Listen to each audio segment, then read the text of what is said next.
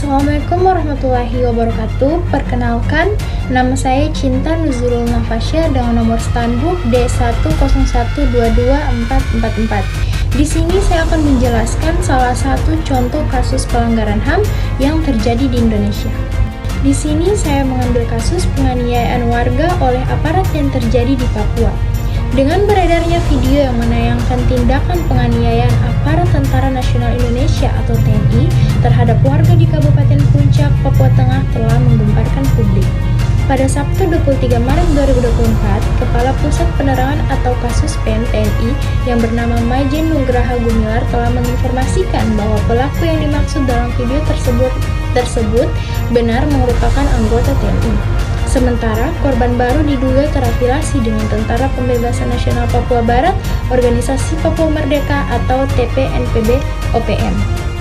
Penganiayaan yang dilakukan oleh aparat negara tersebut tentunya bertentangan dengan kewajiban negara dalam menegakkan hak asasi manusia atau HAM, yaitu yang pertama menghormati atau to respect, yang kedua melindungi atau to protect, dan yang ketiga yaitu memenuhi atau to fulfill yang termasuk dalam pasal 281 ayat 4 Undang-Undang Dasar Negara Republik Indonesia tahun 1945. Ditambah lagi, tindakan ini juga menyalahi konvensi menentang penyiksaan dan perlakuan atau hukuman lain yang kejam, tidak manusiawi, dan merendahkan martabat manusia.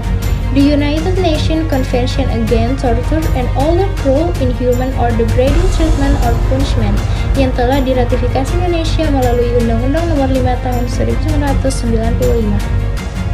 Tentunya ini bukan kasus yang pertama, karena kejadian tersebut menorehkan kembali catatan hitam penganiayaan yang dilakukan aparat dan bahkan pembunuhan di luar hukum atau extrajudicial killing terhadap warga sipil Papua.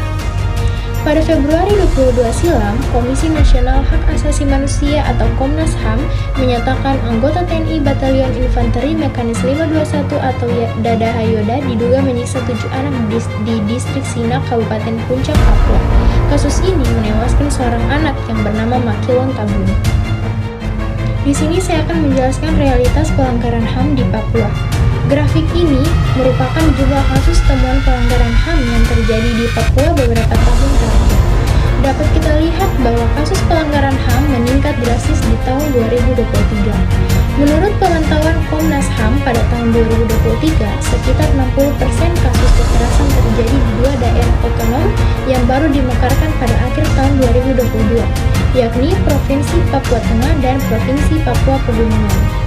Adapun kasus pelanggaran HAM dipicu oleh kekerasan terhadap aksi penolakan kebijakan kontroversial yang tidak sesuai dengan keinginan masyarakat dan siklus kekerasan antara sekelompok sipil bersenjata dan aparat keamanan termasuk TNI.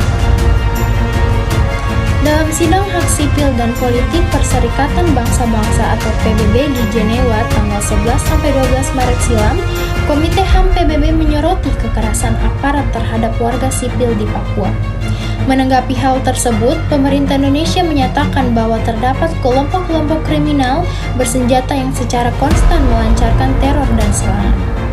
Kentara sekali bahwa jawaban yang diberikan pemerintah Indonesia terkesan defensif dan tidak menjawab pertanyaan Komite HAM PBB. Padahal, kondisi koalisi masyarakat sipil Indonesia termasuk Asosiasi LBH Apik Indonesia atau ELSAM, Persatuan Gereja Indonesia atau PGI, Dompet Duafa, dan lain-lain telah mengirimkan laporan perbandingan kepada Komite PBB sebelum sidang dengan memberi harapan bahwa pemerintah Indonesia mau mendengar masukan dari masyarakat. Kewajiban Indonesia dalam menegakkan HAM telah tercermin dalam konstitusi dan undang-undang. Ratifikasi berbagai konvensi HAM tidak boleh dijadikan sekedar formalitas dan pencitraan saja. Sudah semestinya Indonesia sungguh-sungguh menyikapi pelanggaran HAM di Papua dengan mengadakan investigasi menyeluruh demi menghadirkan keadilan bagi seluruh korban dan memastikan berjalannya progres hukum yang adil dan juga transparan. Pemerintah juga harus mengutamakan pendekatan dialog dalam merespon aspirasi masyarakat, bukan pendekatan kekerasan melanggengkan pelanggaran HAM. Baik, jadi itulah tadi penjelasan saya mengenai salah satu peristiwa pelanggaran HAM yang terjadi di Indonesia. Mohon maaf apabila ada kesalahan kata. Terima kasih. Assalamualaikum warahmatullahi wabarakatuh.